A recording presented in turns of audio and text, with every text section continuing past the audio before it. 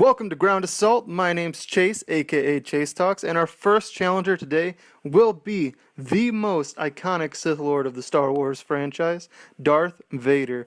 Once known as the Jedi Knight Anakin Skywalker, Darth Vader's fall to the dark side marked the end of an era for both the Jedi Order and the Republic. As a quick disclaimer, I will be using mostly canon Star Wars sources combined with a few legend sources to fill in the gaps where necessary. Vader's opponent for this battle will be Spartan 117, also known as the Master Chief. The Master Chief was conscripted at the age of 6 into the UNSC's Spartan 2 program, where he was genetically enhanced to become a super soldier. The Master Chief has earned every UNSC medal except for the Prisoner of War medallion, and nearly single-handedly ended the Human Covenant War. Now, we have seen Darth Vader on several occasions lift objects much heavier than the Master Chief with the Force, and Vader was so powerful with the Force that he is even seen Force choking a man who was traveling in another Star Destroyer. And with that being said, there's no doubt in my mind that Darth Vader could defeat Master Chief if allowed to use his full Force potential. That is why, for this battle, I will be limiting Darth Vader to only being allowed his Force enhancements and abilities like lightsaber throw. So say for example Darth Vader and the Master Chief meet each other in some ancient Forerunner construct which somehow restricts Darth Vader's access to the full depth of his Force powers. In this scenario, who would win? For this battle, I will be comparing each of these combatants' endurance, combative capabilities, and intangibles, such as battlefield experience. For each category, I will be awarding an edge based solely on that category. Just because one combatant receives an edge in more categories than the other does not mean they receive an overall victory. The overall victory will instead be determined by all the categories working in tandem. First, I will be looking at endurance, starting with Darth Vader. At his death during the Battle of Endor, Darth Vader was a 44-year-old human male. Having suffered extensive injuries soon after his turn to the Sith, he became truly more machine than man. All 4 of his limbs were robotic, and all of his remaining organs were sustained by implants. Most notably, a respirator allowed his seared lungs to breathe. His artificial limbs, in combination with his chemical enhancements, offered him superhuman strength, enough to lift another person with just one hand. With nearly all of his internal organs regulated by machines, he was able to draw from nearly a limitless amount of endurance. His armor has been shown to afford him the ability to take lightsaber hits while only sustaining minor damage, though this resistance is inconsistent in many cases.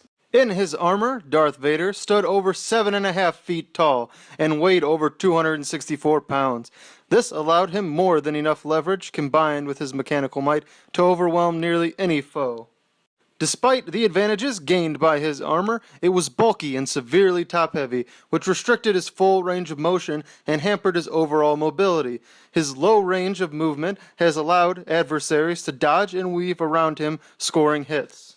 To combat this weakness, he integrated a strong defensive posturing into his fighting style by combining the elegant footwork of the second form of lightsaber combat, Makashi, with defensive lightsaber movements centered around his armor's biggest weakness, the control panel on his chest. At the end of the Human Covenant War, the Master Chief was a 41-year-old human male. As a member of the Spartan 2 program, the Master Chief learned about history, military strategy, weapons, and received physical fitness training starting at a very young age. At the age of 14, he received genetic augmentation that brought him to a superhuman level. As described in the Fall of Reach novel, the Spartan 2s received procedures that allowed for boosted blood vessel flow, made their bones virtually unbreakable, their tissue more dense, enhanced their vision, increased their reflexes by 300%, and hormone treatments to increase skeletal and muscle growth. This made a Spartan's endurance and durability unrivaled. At the age of 14, the Master Chief was said to have the body of an 18-year-old Olympic athlete. Even among the other Spartans, the Master Chief proved himself to be the best. The Master Chief was outfitted with a suit of Mjolnir Mark VI powered assault armor. In his armor, the Master Chief stood just over 7 foot tall and weighed 900 pounds. The Mjolnir Mark VI was designed to take full advantage of a Spartan's physical capabilities due to the genetic enhancements of the Spartan IIs. The suit is constructed using overlapping layers and is completely sealed, allowing for operations in a vacuum or in irradiated or toxic environments. The armor is also hardened against electromagnetic pulses. This armor is also equipped with a personal energy shield, which protected him from both kinetic and energy-based weapons, but has been seen to have weaknesses to both electromagnetic weapons and Covenant energy swords. The Master Chief's armor was also outfitted with the most sophisticated UNSC smart artificial intelligence construct known as Cortana. Cortana was able to infiltrate enemy computer systems, update the Chief on mission parameters, and relay him valuable tactical information while in combat. Both the Master Chief and Darth Vader are juggernauts in their own right. Darth Vader's enhanced durability and endurance due to his cybernetics, and Master Chief's due to his genetic augmentation. Though the Master Chief's armor has been shown to be weak to the hot plasma of Covenant energy swords, and I do believe it would still have this weakness against Darth Vader's lightsaber, I believe that Darth Vader's lack of mobility would be a greater weakness against the Master Chief's high level of agility, and with the assistance of Cortana, I have no doubt the Master Chief would also be able to quickly identify Vader's chest-mounted control panel as a weakness. For this, I award the edge in endurance to the Master Chief. Next, I will be looking at combative capabilities, starting with Darth Vader. Darth Vader was a strength-based lightsaber duelist and known as the greatest Jedi killer of his era. In combat, he was more reactive, allowing his opponent to make the first move and then use his raw power to stagger them and precognition to counterattack. While on the offensive, he would deliberately aim for the opponent's guard, locking down their defensive posture, making it nearly impossible for them to counterattack. He would usually keep his physical force enhancements in reserve, saving them for highly skilled adversaries, releasing his power in short bursts, giving him the ability to quickly overwhelm enemies and catch them off guard. Darth Vader also possessed the ability to utilize the Force to throw his lightsaber and call it back to him, which can equally catch his opponents off guard and provide him with a tactical advantage. Vader would also frequently use the Force in battle to pelt his foes with smaller objects and even use the Force to disarm foes of their blasters or lightsabers. This allowed him to further his tactical advantage, allowing him to catch his enemies off balance. Vader has also been shown able to survive if his respirator is damaged or destroyed while in combat, using the power of Force healing fueled solely by his rage.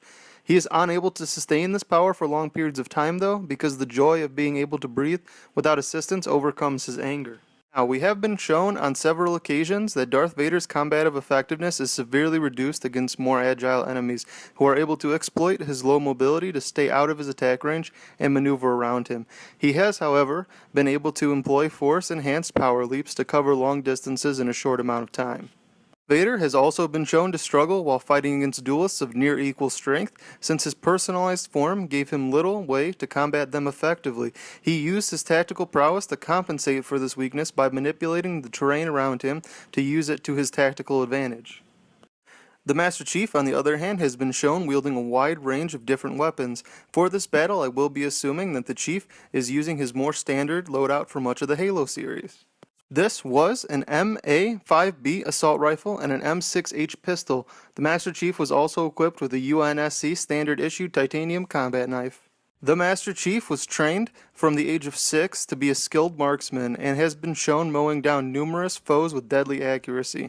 The Master Chief is also extremely skilled in hand-to-hand combat, whether it was him single-handedly defeating 4 ODSTs at the age of 14, defeating the Spartan 4 Locke in a fistfight, or contending evenly with an elite in an energy sword duel.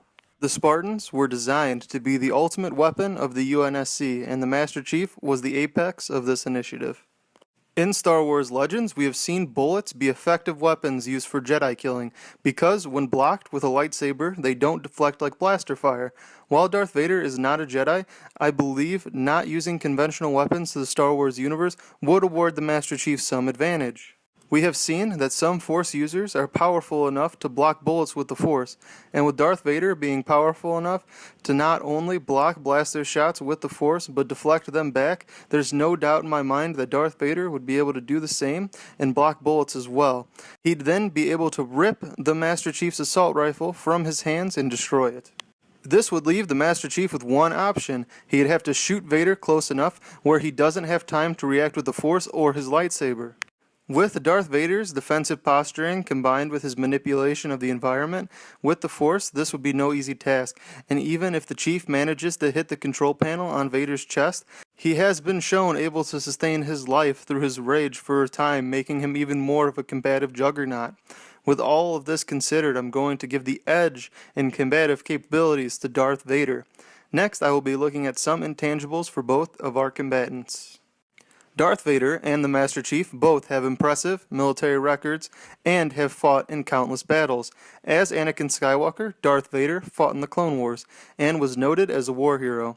After his turn to the dark side, the newly anointed Sith Lord led the assault on the Jedi Temple and hunted down many Jedi personally during the Jedi Purge and the rebellion which followed the formation of the Empire.